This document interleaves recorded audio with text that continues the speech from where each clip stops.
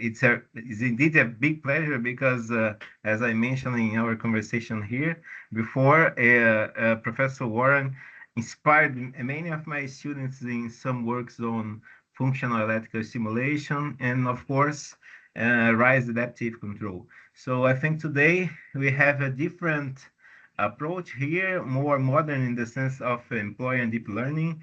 And I think this will be a very nice talk to all the audience. I'd like to invite Bing to introduce Professor Warren Dixon. Thank you, Tiago. I have the honor of introducing formally Professor Warren Dixon. He received his PhD from the Department of Electrical and Computer Engineering from Clemson University. He began his career as a research staff member and Eugene Wigner Fellow at Oak Ridge National Lab. And then he joined University of Florida in 2004, where he's currently interim dean of the Herbert Wertheim College of Engineering.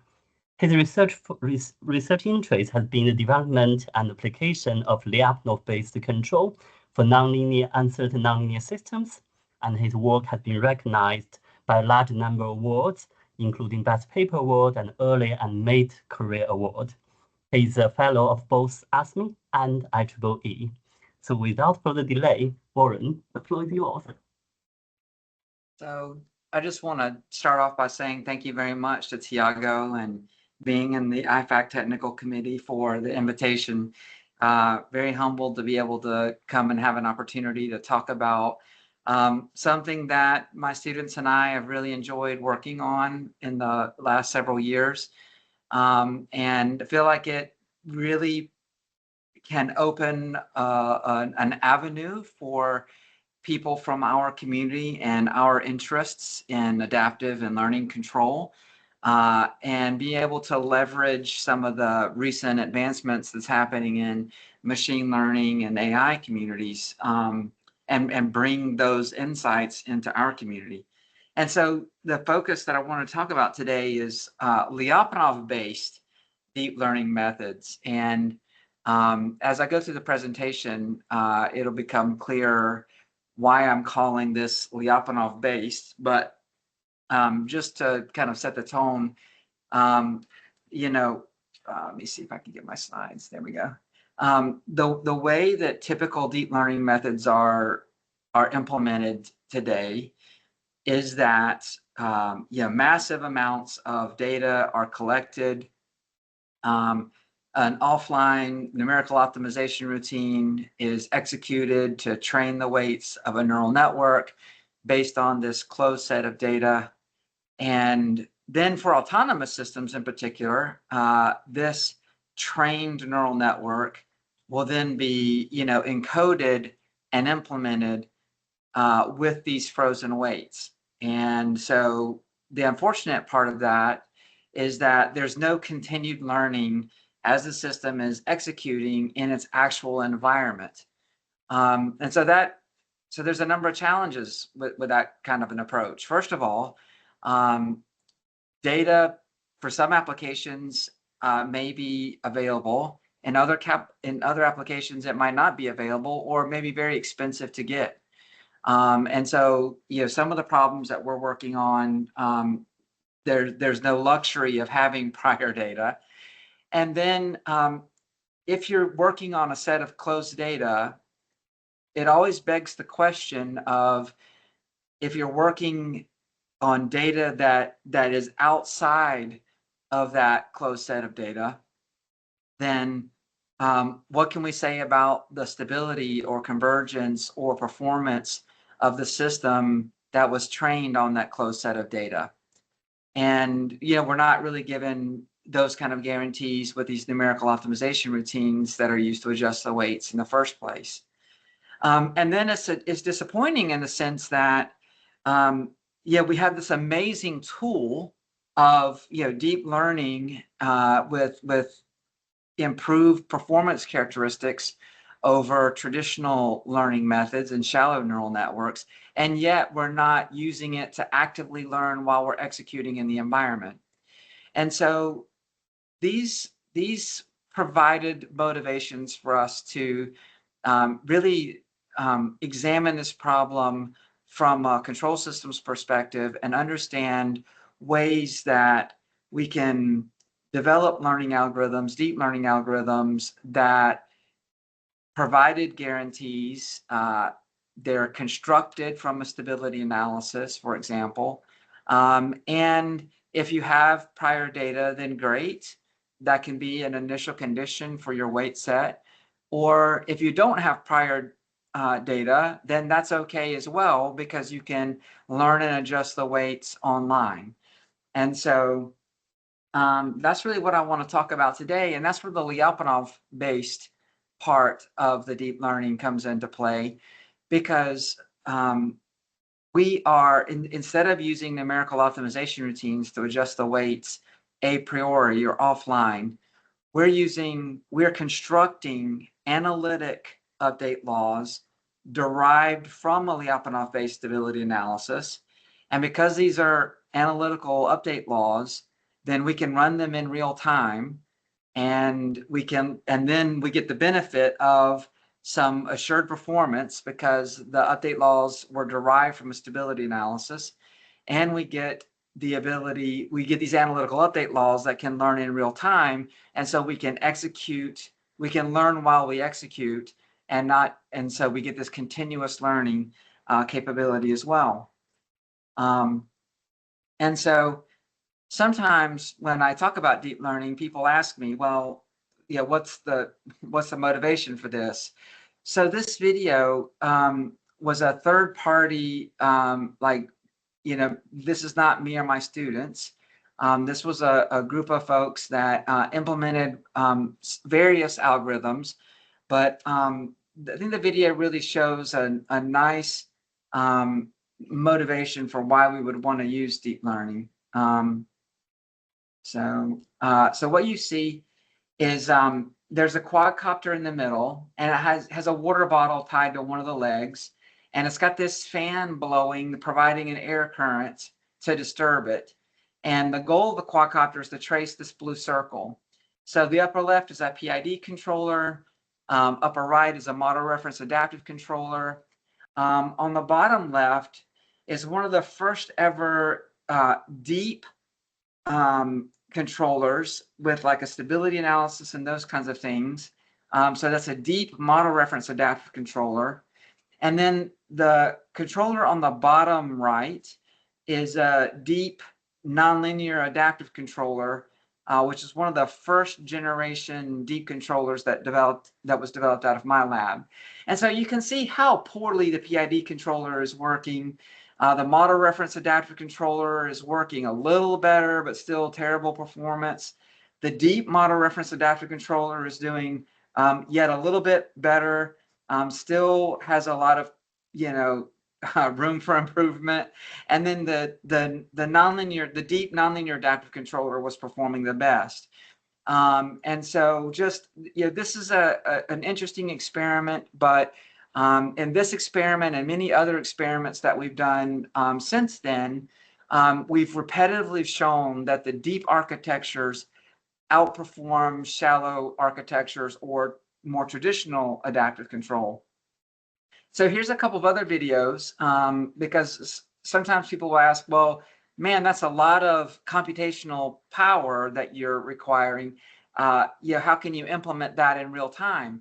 And so, this is the video on the left. This is a quadcopter, again, carrying a water bottle, getting a fan blowing from two different directions.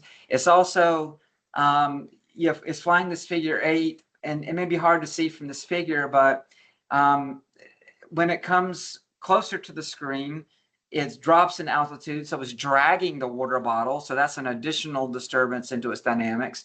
And then when it's further up on the video, it's hoisting the water bottle. So the aerodynamic currents are really swinging that around, providing this disturbance to the vehicle. So that was also a deep learning implementation. And then we have an autonomy park at the University of Florida, which is an outdoor facility, which we can use to test algorithms. And so this is, it's hard to see. We're not, cinematographers for sure, which is very apparent from the quality of our videos. Yeah, it's doing like a 20-meter, long, figure eight trajectory, and it's implementing a residual network online. So these algorithms perform better than traditional, and the computational load is still very manageable. I mean, you can run these on the kind of processors that would fit on, these size quadcopters. So to motivate why it took so long for our community to use deep architectures, and to help maybe illustrate some of the challenges, just wanted to take one slide and talk about neural networks in general. So multi-layer perceptrons, which is for the most part what I'm going to be talking about today. Neural networks have a universal function approximation property, which says for a Lipschitz continuous function that you can approximate that function up to some arbitrary level of accuracy. But you have this reconstruction error epsilon, which will be upper bounded by some constant. So it's a linear bound disturbance that's due to the function reconstruction. And in this notation, W naught is the outer layer weight matrix. And then sigma is a user-defined activation function. Typically, it's a Gaussian or a sigmoid, variety of number of different things. And then capital phi, this is this inner layer neural network. So for shallow neural networks, since the late 70s, early 80s, people have known how to construct, how to take this form with one layer. So inside that capital phi, there was maybe another v times x, or v sigma x, where v would be a set of inner layer weights, w is a set of outer layer weights. You could do a Taylor series approximation, and you could separate out the v's and w's and do various manipulations, and you could develop adaptive update laws for the v's and w's. And then with a shallow neural network, you could learn this function online or have the weights adjust online. The problem with deep neural networks is this interlayer weights, this capital phi, is this composition of a set of unknown weights multiplied by a nonlinearity inside of a nonlinearity multiplied by a set of weights, unknown weights, inside another nonlinearity. And so it's this continuous nesting piece. And so it was unclear how one could unravel or pull out all of these unknown weight matrices, these W's in this notation here, in order to develop adaptive update laws for them. So that was, until very recently, an obstacle that just prevented forward motion.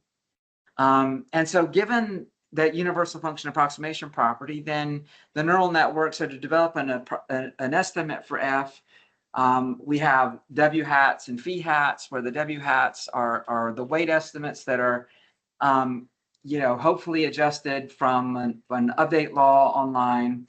And then the phi hats would be estimates for each of those weight vectors in the inner layer weights.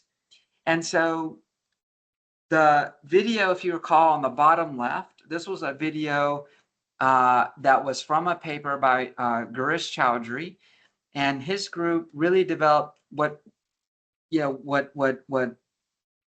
at least in my eyes was the first deep controls focused result.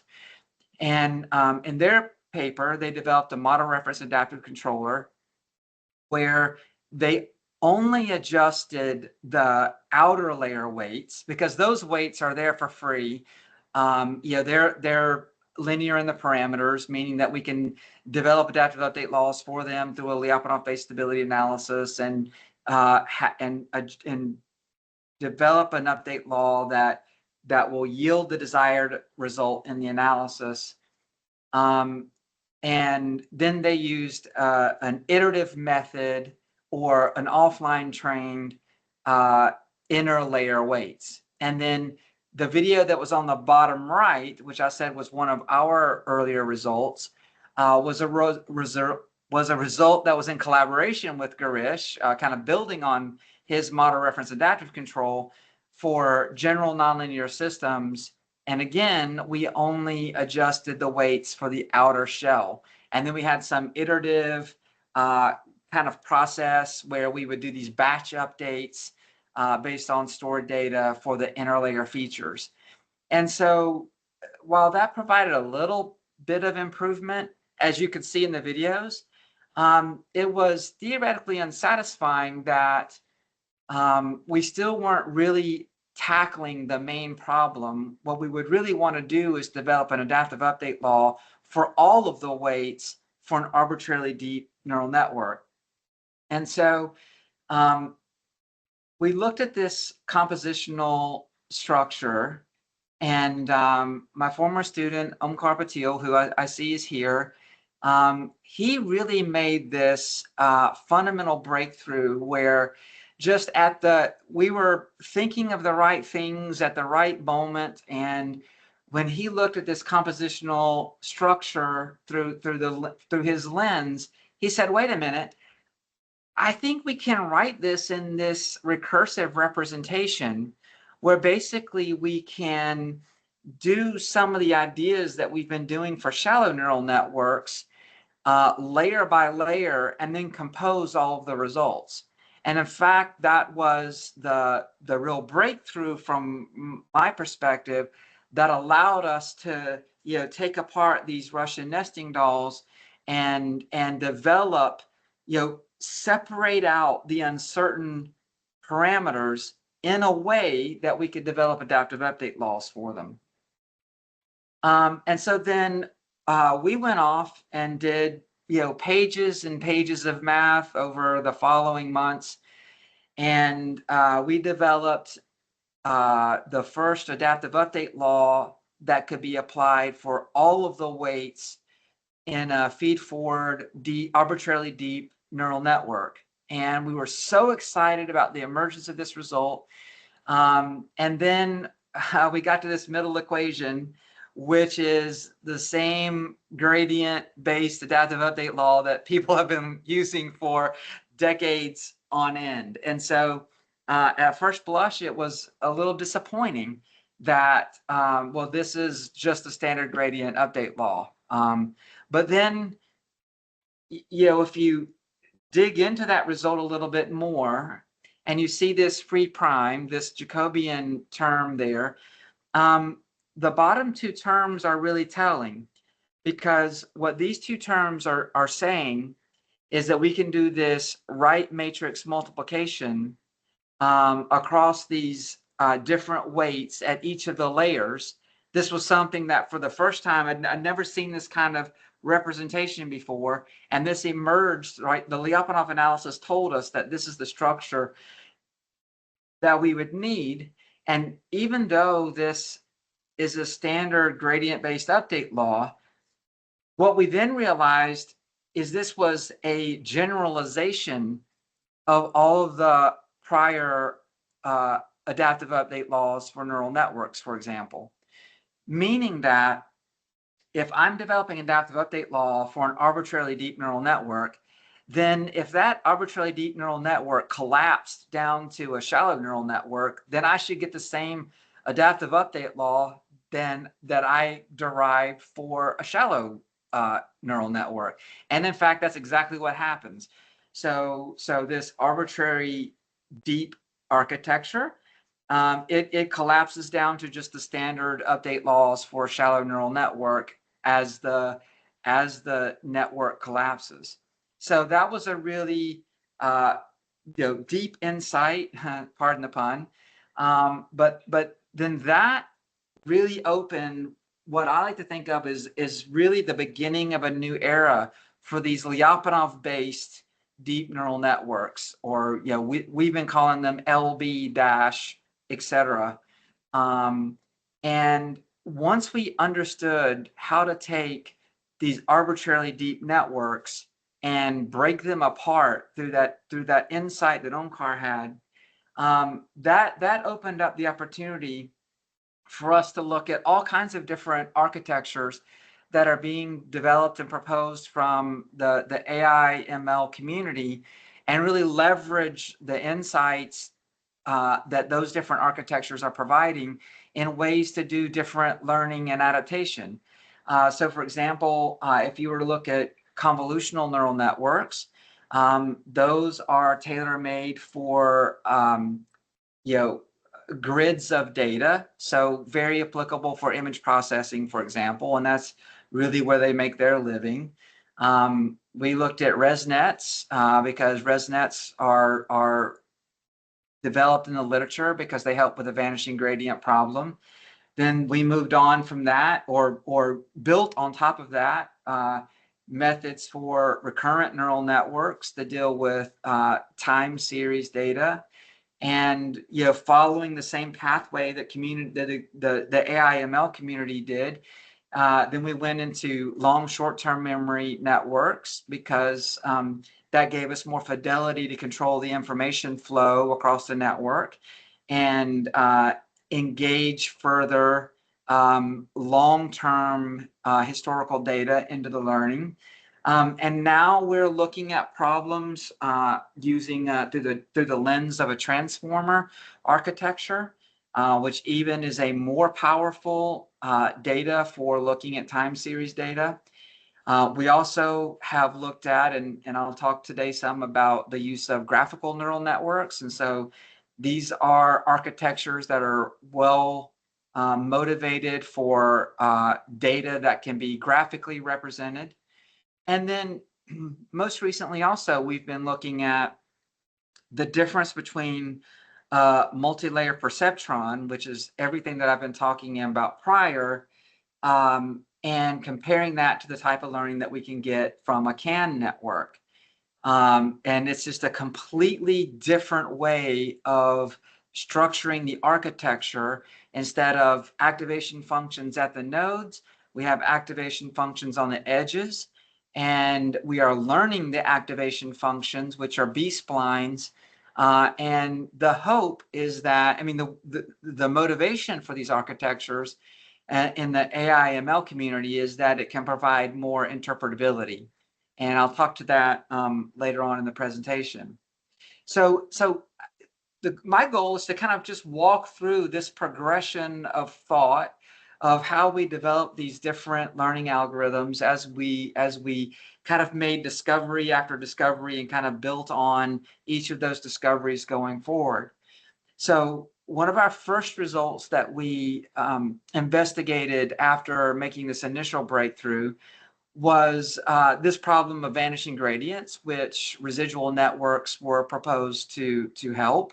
And the reason why they help with that is they provide these shortcut connections, which allows some prior data to not be filtered by later data and later approximations, and to basically have a path to continue to have influence.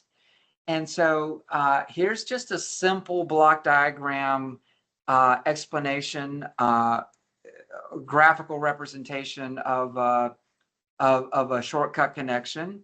And if you were to do this, the simple block diagram math, then you would get this first equation here, where these are feed-forward, fully connected neural networks.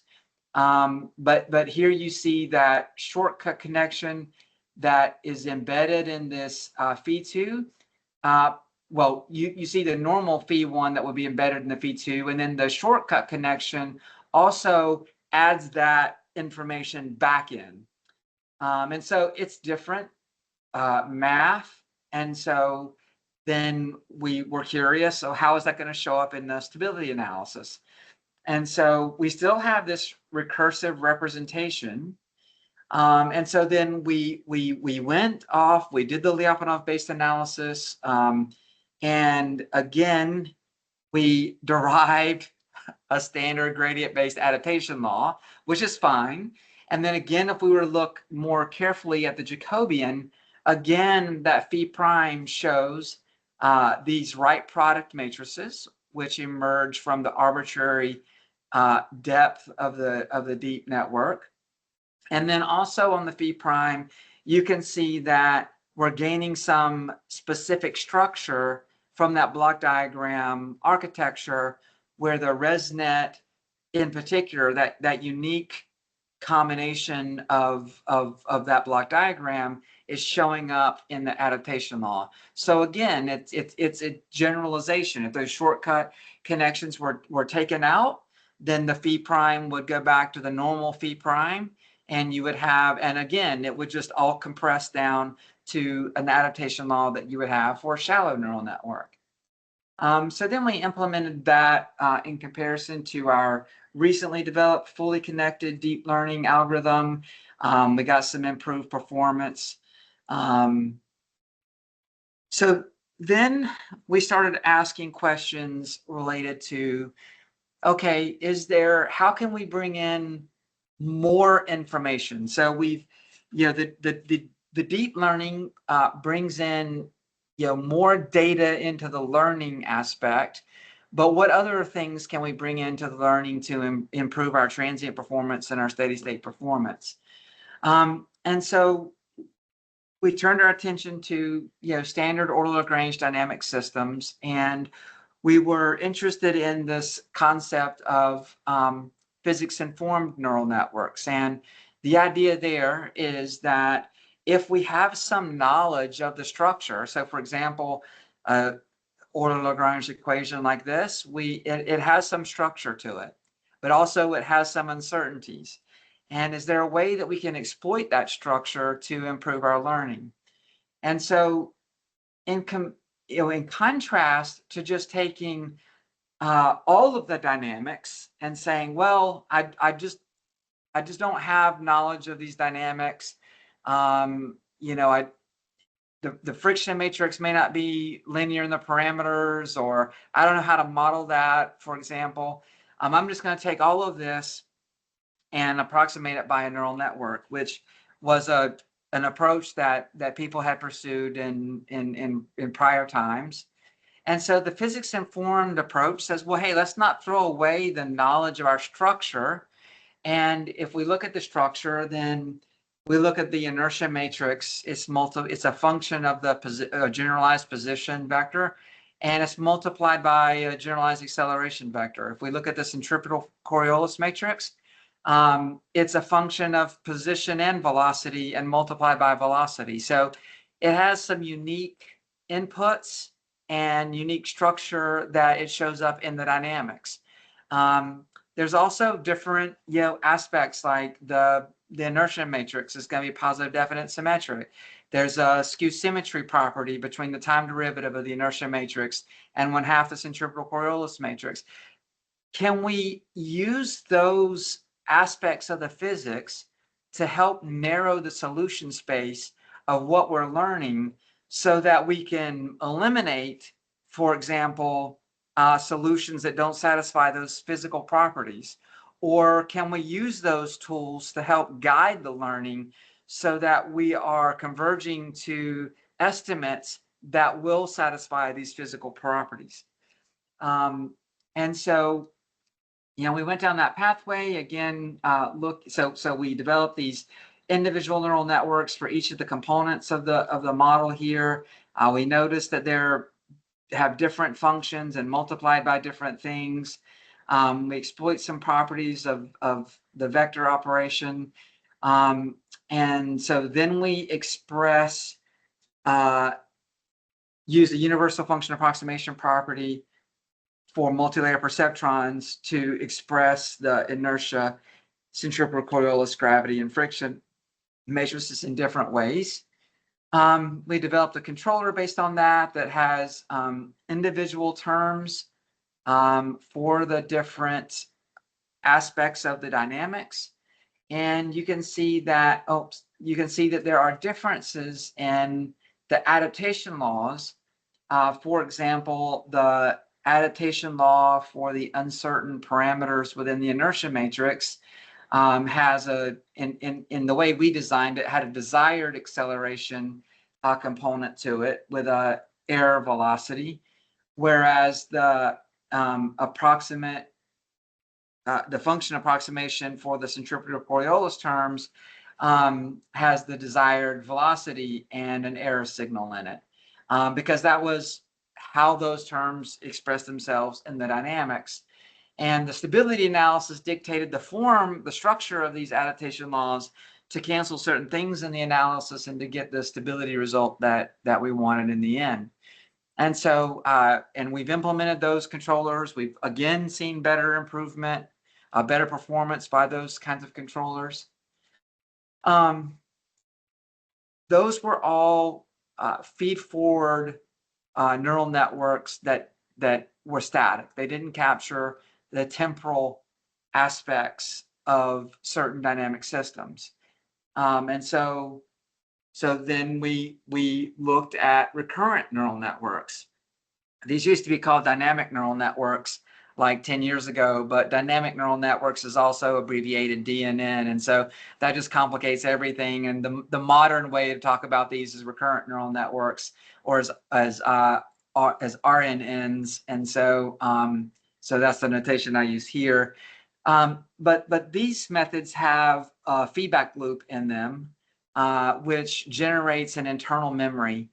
And with this internal memory, then we can use that to approximate differential equations. We can capture the time dependence within the function. So so the community, the AIML community, moved from the basic RNN model, which is the picture on the bottom left. If you have a hyperbolic tangent function in that cell, and they moved to LSTMs, so long short-term memory neural networks. And the reason why is because this architecture is it's a bit more complicated, but you have these gates that allow for you to control the information flow within the cell, and you're able to capture more of an input from the historical data, and that gives you the ability to achieve this long-term memory, which is a desired property. And so if we look at the cell for an LSTM, it has input, output, forget states. It also has a cell state and a hidden state. So it's a more complex mathematical representation. So if we were to look at, again, turn our attention to an ordered Lagrange system as just an example, you could write that as the nonlinear equation on the bottom, where G, in this case, is just a lumping of a whole bunch of the stuff. So this is not aligned with the physics-informed philosophy. This is just examining a different kind of tool with the LSTM. So we just lump everything in G of X, and we want to approximate G of X using this LSTM architecture. And so again, the architecture for the LSTM has these internal memory loops that allows the historical data to come in, and it has these different gates that are within the cell that help regulate the information flow across the cell. Prior implementations of LSTM were all discrete models, and so there were discrete versions of this. We wanted to do continuous time learning, so we developed an equivalent continuous time model. And a feature of the LSTM is that you have these, and it's a feature of the internal memory that causes this dynamic, these two sets of dynamics to be present within the cell. And that's the cell state dynamics and this hidden state dynamics. So then we're able to use the LSTM to approximate that unknown function G. And when we do that, there's a number of uncertainties that come into play. So there are unknown weights on the cell weights, the input weights, the forgetting factor weights, the output weights, the hidden weights for the hidden dynamics, and then we have a feed forward component which has uncertain weights. And so we have all of those different components that we need to develop adaptive update laws for.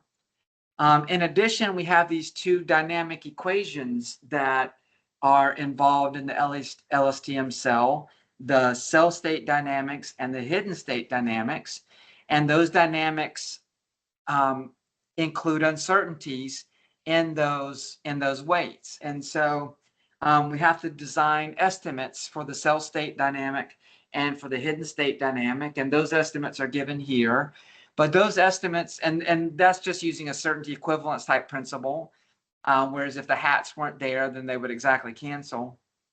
But the estimates there are for the input, cell, forget, and output states. And so we need to develop adaptive update laws for all of those different components. And so if you were to recall the different adaptation laws that I've shown you before, they were all just slightly maybe variations of the gradient update law, have a little bit of change in the math. But now that we go to an LSTM, you can see that there's still these gradient update terms, but now you're seeing structures that are becoming much more different. And so for me, this is really exciting because I sought out to achieve something, to achieve the features that the LSTM would provide in terms of performance for my system. But to use the LSTM architecture, it's a much more complicated architecture. And then, but I go back and rely on my Lyapunov-based analysis, and that analysis tells me, well, that's okay, because you can just design your adaptation laws, your analytical update laws in this form, and you can learn that online, and it'll yield the stability result that you desire. And so again, I always enjoy this constructive process to design the update laws. I mean, the design part is the fun part for me, that enables the LSTM to be used. And so then the AI ML community continues to use LSTMs, but then a new tool emerged, which was transformers. And transformers are really applied heavily to large language models. They're the backbone method for things like ChatGPT and Claude and those types of methods. They really found a significant advantage in natural language processing, for example, and they have advantages over some of the other time sequential data algorithms like recurrent neural networks. RNNs have this sequential bottleneck. LSTMs, with all of the gates that are in the cell, one of the negatives that people will talk about is that you get this compressed memory that results from the differential equations on the cell state and the hidden state that transformers don't have. It's a completely different architecture. But this architecture could be well suited for controls if we figure out how to evolve the architecture for the controls community. And so, again, this has the ability to do long-term memory, and enables a greater ability for past states to influence our current decisions. And it is one of the first mechanisms out there that introduces an attention network. And so this is a way to think about that as the value of information. And so the way a transformer is constructed is you have this stack of encoders and stack of decoders that work together. And there's attention mechanisms that can be built in to indicate which nodes or which inputs are providing more valuable information, so that we can more heavily weight or account for the information that's coming in through those inputs. But there's a lot of challenges, and we're just at the beginning stages of understanding how to design a transformer architecture that's coupled with or constructed from a Lyapunov-based analysis. Because as I said, transformers were really constructed for large language models and natural language processing, but to do like function approximation and things like that, we're dealing with numerical data. And so understanding how to alter the encoder-decoder framework and how to pull out the uncertain weights from this kind of an architecture so that we can develop adaptation laws through the Lyapunov analysis is part of our challenge. We have a result that I think should be coming out at least on arXiv in the next, within the month, I would say, maybe even less. And the strategies there are really to kind of talk about it in the time that we have today. It is really in the attention, the construction of the attention mechanism, because we're still doing encoders, decoders, which that's what fundamentally makes these transformers. But we have this self-attention, that's this blue box with a number 1 label on there. We have a self-attention method. We have a masked multi-head attention method. That's the green block there.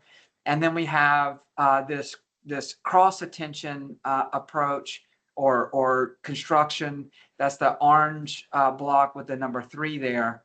And these attention methods seem to be a way that, along with other design characteristics, are enabling us to come up with a structure for a transformer.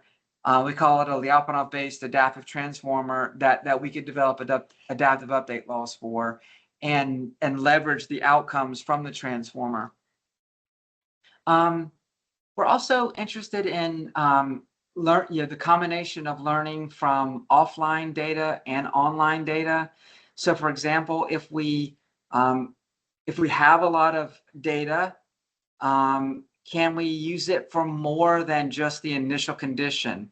Can we go back to that and use that periodically and have it be part of our adaptive update law? And so this is an adaptive update law which has been designed to iteratively or to continuously make use of this offline data and compare it through a prediction error with some of our online estimates.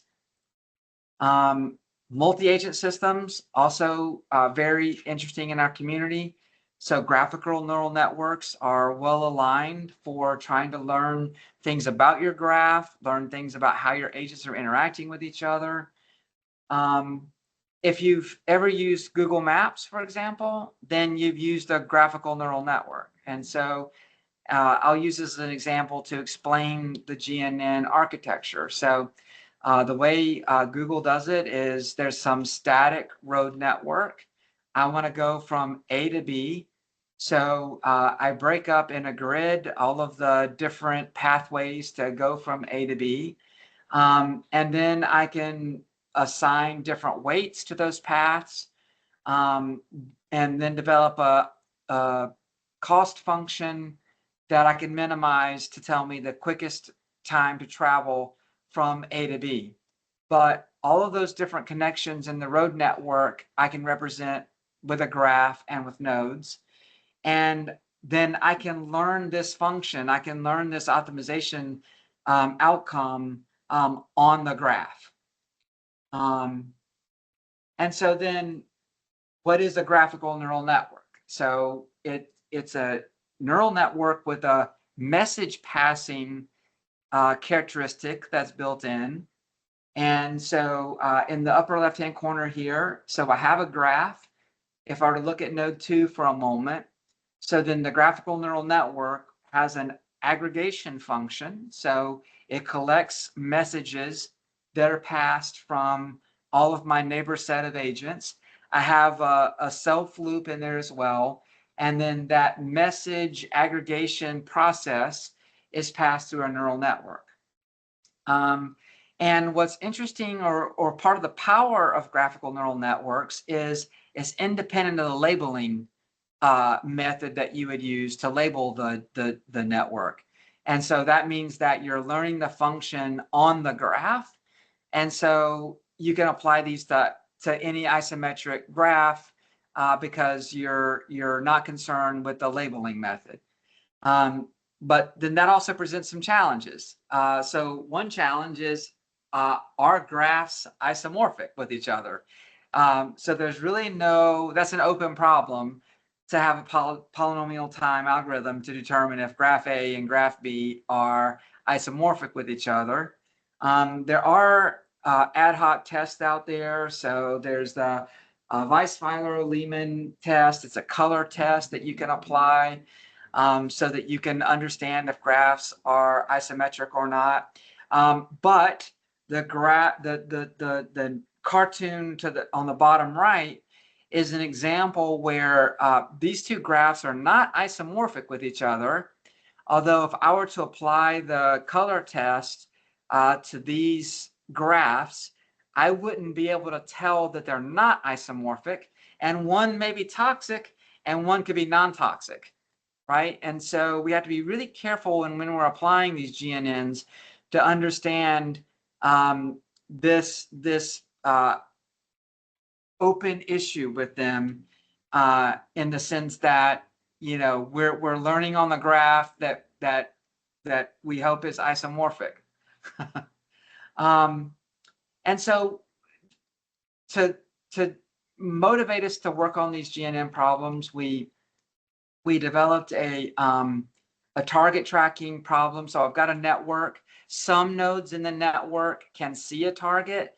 Other nodes can't. They're just getting information from peers to inform about where the target would be through that message passing and aggregation process within a GNN.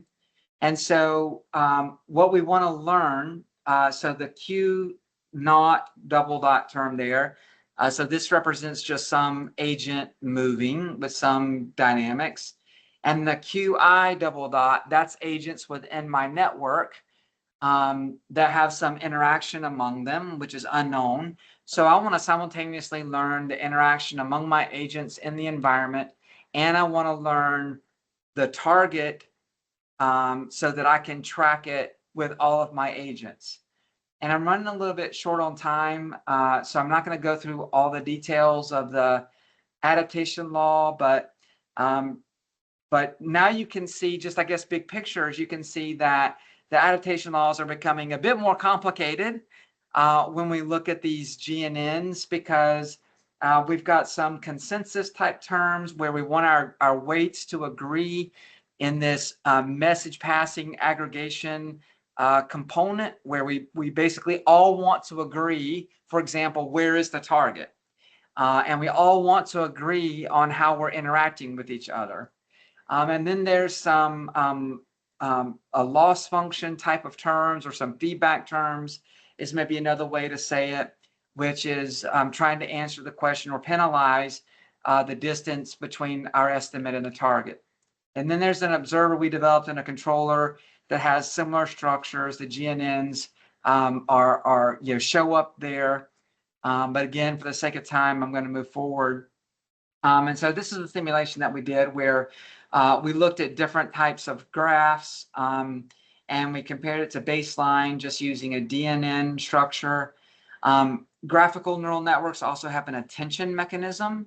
And so we applied the attention mechanism here to track the blue target. So we were able to track it, and we were able to achieve consensus on the target. So one of the last topics I want to talk about in these last couple slides is the CAN architecture. And so I think this is another potential paradigm shift in the learning community that we can explore. And again, it's just a completely different way of architecture of a neural network. And so again, instead of having these fixed user-defined activation functions at the nodes, the vertices of the graph, and then just adjusting or learning the weights that connect those activation functions, we're summing at the nodes, and then we're learning these B-spline functions on the edges. And that's a completely different set of math It has a different universal function approximation theorem. It's got the CART theorem that is a different outcome. And my student who's working in this area has a great way to explain the potential benefits of CAN architectures, in the sense that if we were to look at a multi-layer perceptron and we want to learn how to build a house, multi-layer perceptrons basically say, I've got a bunch of Legos and then my outcome is a built house, but I really don't know how I built the house. Whereas with the CAN architecture, there's this ability to have interpretability, this mechanistic interpretability or active mechanistic interpretability property. And so here I have a set of Lego blocks, and I can, through the B-spline mechanisms, I can see that I'm constructing a roof, I'm constructing a porch, I'm constructing a wall. And so then I can see how these different components come together. The roof connects to the walls, connects to the foundation to build the house. And there's just more information that comes from that. And so a mathematical example would be if I wanted to approximate the x times y function, then I can look and see how I can combine linear B-splines with quadratic B-splines in a way, as shown here mathematically, to express the XY function. So these CAN architectures are exciting in the sense that they can do function approximation and yield a stability result like we can with multi-layer perceptrons, step one. And then step two, they also hold the promise of more interpretability in the learning process. So I guess just in conclusion, I know we're a little bit over in time. I want to say that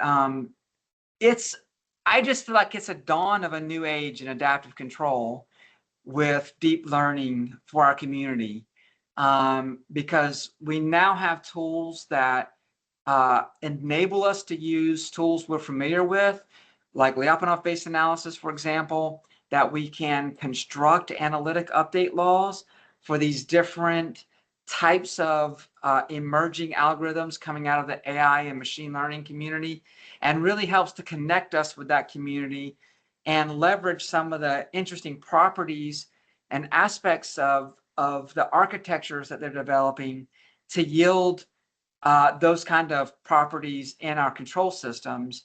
And by constructing our own adaptation laws from, for example, a Lyapunov analysis, we also get the benefits of doing that online and with some assurances in the performance that are inherent because we constructed it from the stability analysis.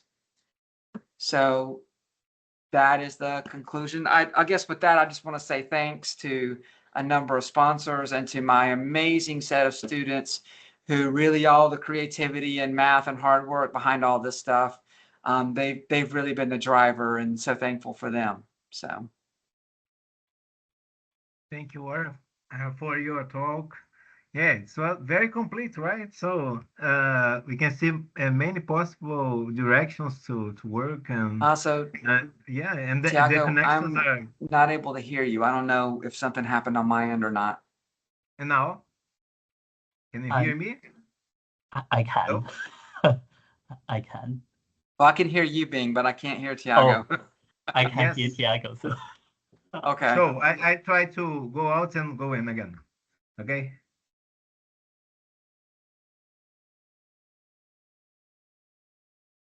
You may have to translate for me then, Bing. so well, he will log. He's now out, so he will join again just to see if. Yeah, I can hear you both. It's strange. You can hear me, but not Tiago. So, I guess now it's question time. Anyone have any question? You can directly either type it in the chat, or you can directly unmute yourself and just ask.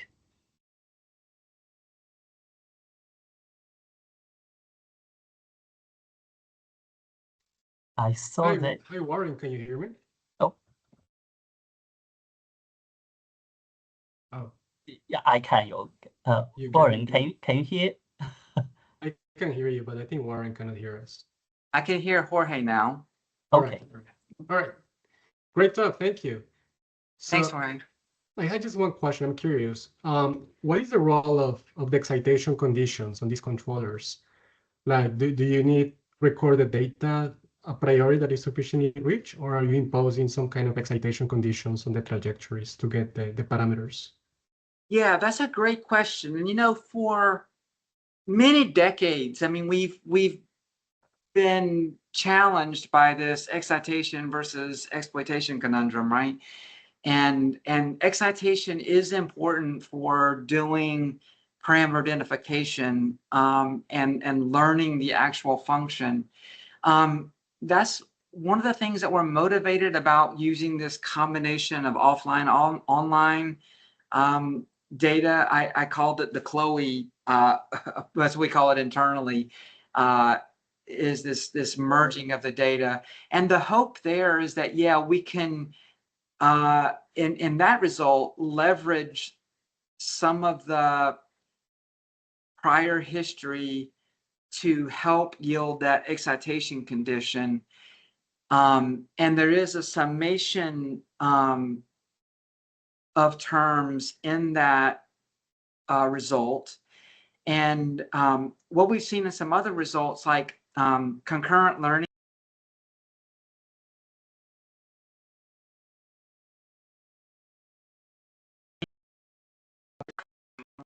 kind of following the development that, again, Girish Chowdhury was one of the pioneers there for us, where you're just saving data, this historical data, and then you're exploiting that data as you're executing.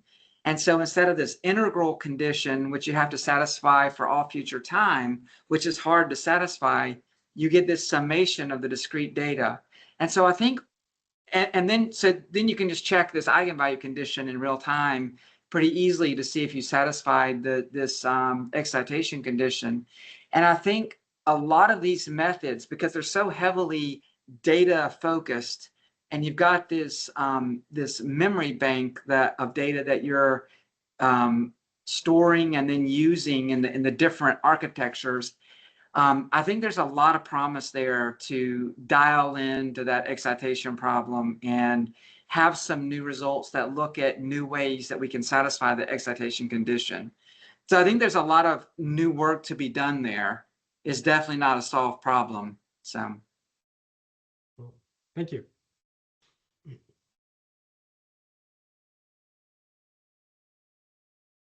Is there a question in the chat? So, Cesar, thanks for your question. So, you know, I think different architectures are more or less applicable for different types of systems. You know, for example, if you have a system that has a strong effect that's occurring from the, you know, over a period of time, then it may be that an LSTM or transformer might be able to capture that and give you better performance. But if your system doesn't have that characteristic, then, you know, then maybe it's not going to yield all that better performance one over another. And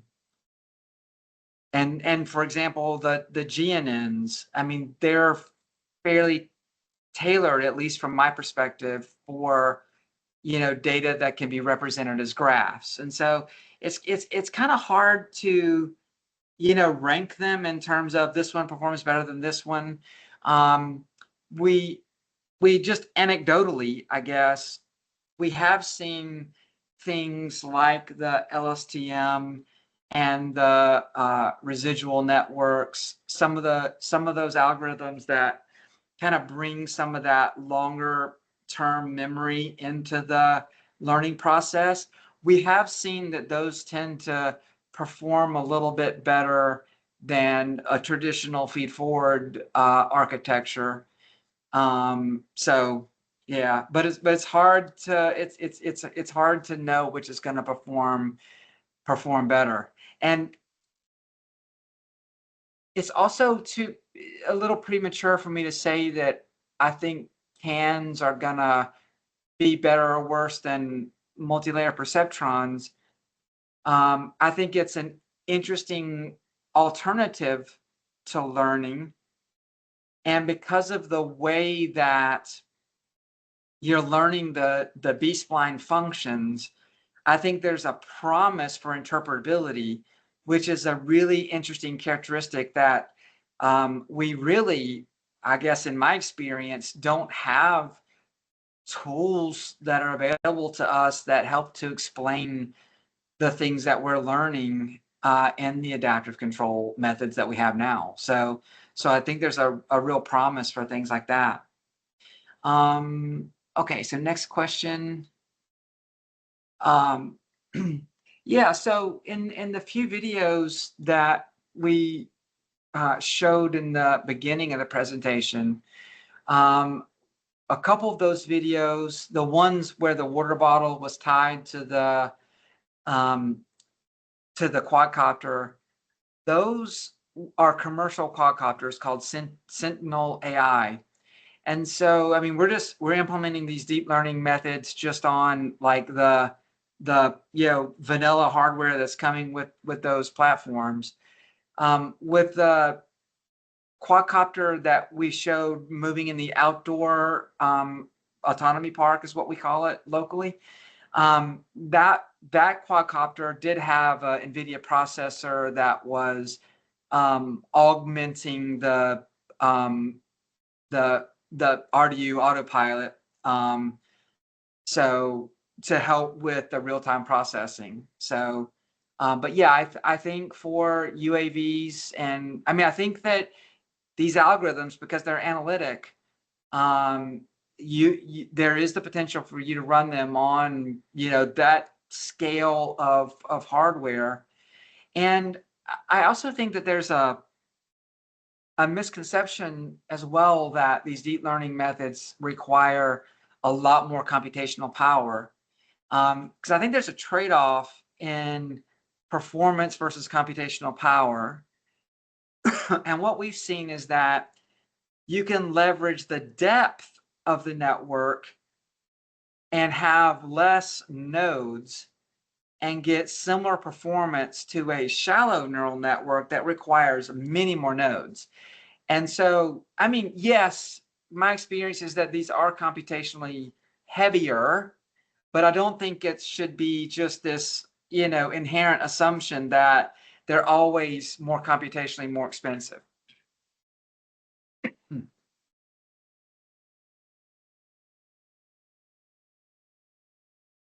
One more. Yeah, I think, man,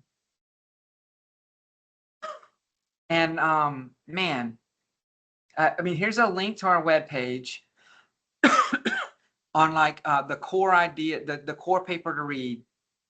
And I meant to put a QR code so that you could just scan it and go right to our publication page.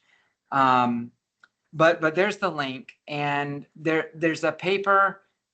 I believe it's a control systems letter paper by Omkar Patil. That was the result that I said was, in my opinion, the breakthrough result that was the foundation that we've been using for all of these different results. And Omkar, I see you're online. Maybe if you want to put that paper in the chat, a link to that paper in the chat for people.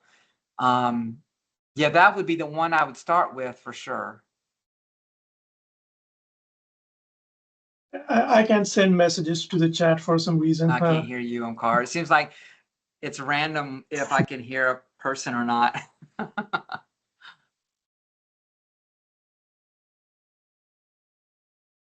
Yeah, I'm not able to send messages to the chat right now. It's there's some issue.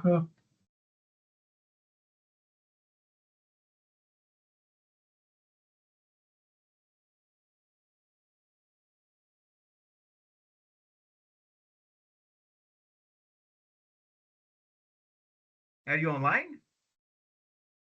Oh, and maybe now I can't hear anybody. Oh, Bing, I can still hear you. You can hear me. Okay. Yeah. Well, that's weird. Bing, can you hear me? I can, yes. Okay. So Warren cannot hear me. No. Okay. No. So Bing, go ahead. You are the only one who can hear everyone. It's very weird, but yeah, so I guess let me see if anyone raised. Oh, there is a hand. Well, yes, go ahead, please, Pedro. Yeah. Hello, maybe I have the last question.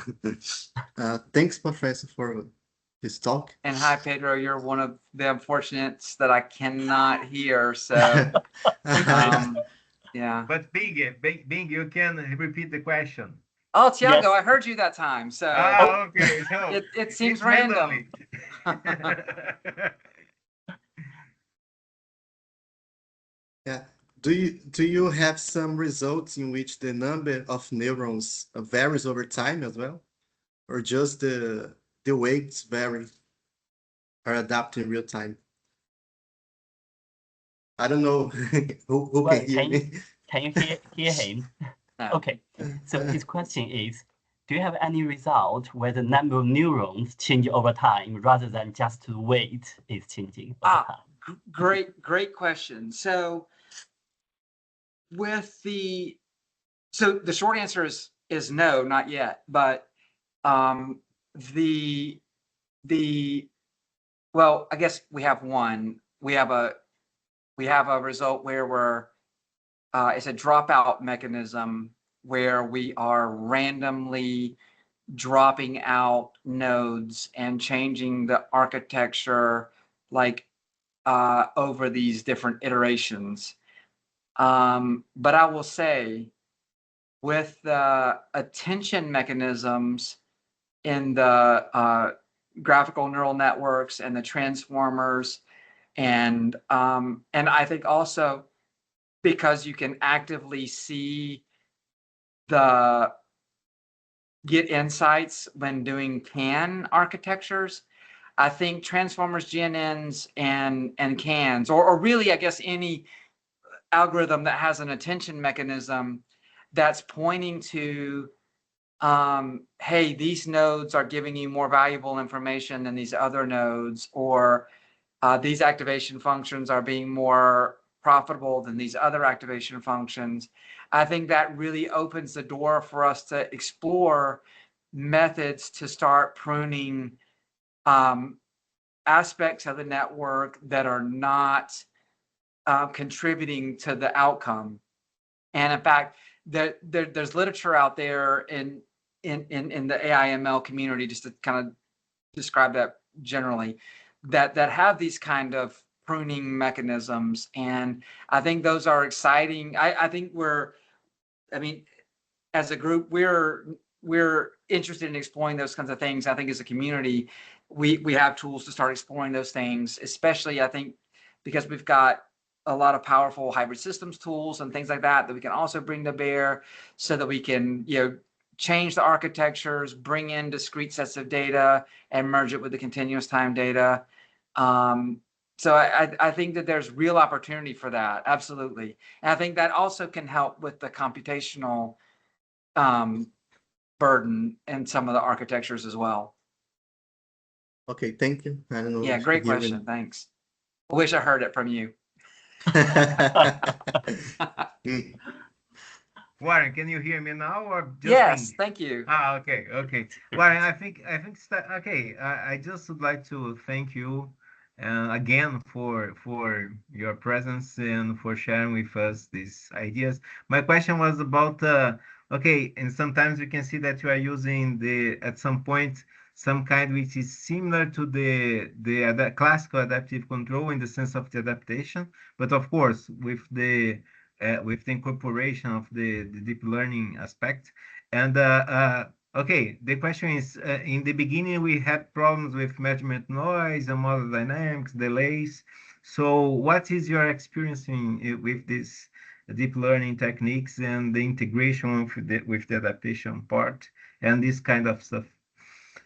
Yeah, I mean, I think there's definite challenges. I would say the biggest challenge that I think we face is that in traditional adaptive control, you know, we're not dealing with very many parameters that we're compensating for.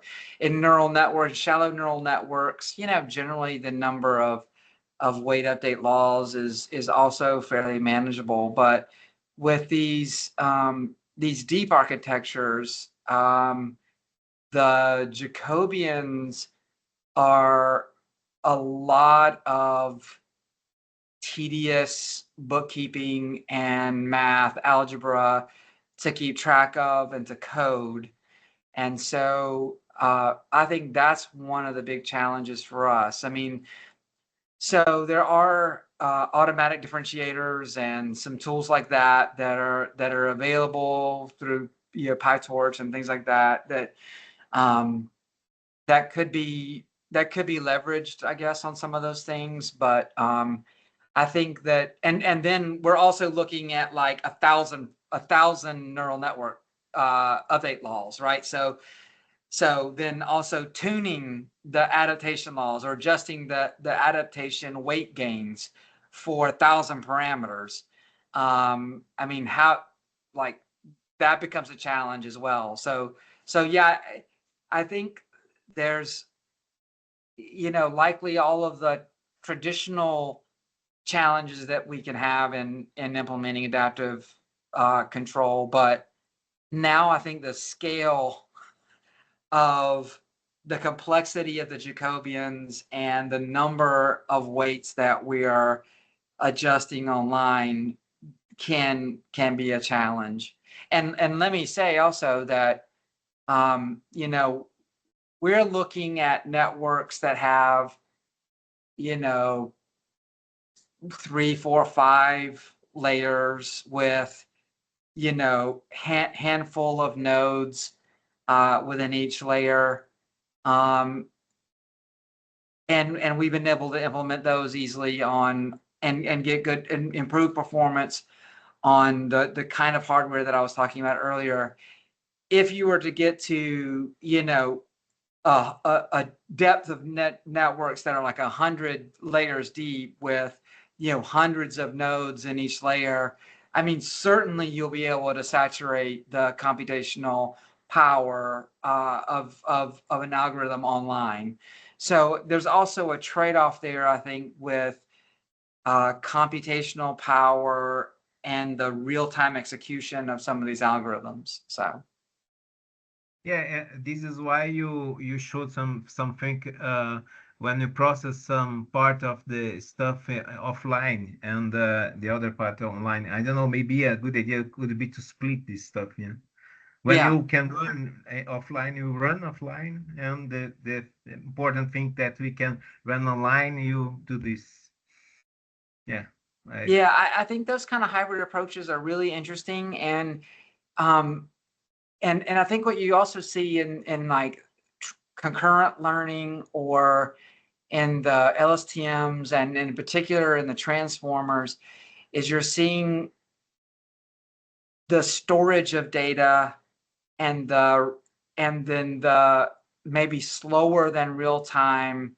Like if you can store data, you can be executing and learning in real time while also processing some of the stored data in a longer or longer than real time time scale, and then iteratively use that information if you have some flag that says it's beneficial to maybe include that information now. So just all, like, I feel like we're at the beginning stages of the Wild West in terms of all these different kinds of new things that we can now explore. And I don't know, for me, it's super exciting. Yeah, cool. Any other question, guys? If you can do it, I don't know. So Bing, if you are here, are you here? Yes, I switched off my audio to the Okay. video to save some bandwidth. So guys, I think this is all. Do you have any question, Bing? Well, that's really great talk. No, I think that's very interesting. Thank you all. I really enjoy giving the talk. Sorry it went a tad long. like I said, I'm real passionate about this work and really excited about all the different, opportunities that our community has to explore all these different areas now. So. Warren, to end up this session, a message to the future generation interesting on learning adaptive control. What you would do? What would be your advice? Oh, I mean, I think the future is bright. Like I said, I mean, I just think that we're on a dawn of a new generation. And for those young people, young researchers, I would say don't exclude interesting ideas by different communities because maybe they don't, they're not motivated by the same things that motivate you, but learn, take advantage of the interesting ideas and insights that other communities have, and don't be afraid to embrace that, and then learn how to encode that within our own community and to address problems that we are interested in. I mean, that's what this whole journey that I talked about today was inspired by, is us, looking at some of the interesting and creative ideas in the AI machine learning community, and not criticizing it because it doesn't have stability guarantees and those kinds of things, but just embracing the creativity and then understanding how we can encode that creativity within something that does have stability guarantees and the different attributes that would be needed for our community. So Perfect. So thank you again, Warren, for this talk. We hope to see you in the next session. We're gonna share the link with you. The next one will be Eric Rogers. He's a friend of Bing, right? Yeah. Yes. At Southampton. Yeah. Yeah. Eric's a great guy. So yeah. It will be in 2 weeks. Yeah.